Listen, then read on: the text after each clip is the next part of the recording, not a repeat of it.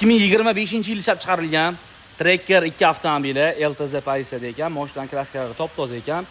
Balonlar taqib qo'yilgan. Mashinaning holati yaxshi, mana shu sonzlashtalar ham urib qo'yishgan.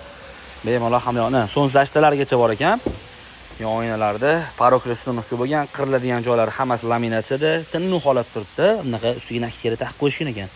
LTZ abagriflarigacha bor. Avtomat korobka 29 ming kilometr masofani bosib o'tgan ekan. Rullarga chexoli taqib qo'yibdilar. Ichlarigacha rullar tinimli holatda turibdi, motiv bo'lib turibdi-da. Gazlargacha bor, propan. Ofitsialnidan qo'ydirishgan ekan, garantiyasi o'chib ketmasin, garantiyasi bo'lib yursin deb, masalan, ko'chada 100 ming so'mga qo'ysa, bular 200 mingga ham 180 mingga qo'ydirishgan deb hisob bo'lgan ekan. Shunaqa, shu qimmat bo'lsa, mayli, garantiyasi o'chib ketmasin deb shunaqa qo'ydirishgan ekan. Haqiqatan holati yaxshi, kraskalari top-toza.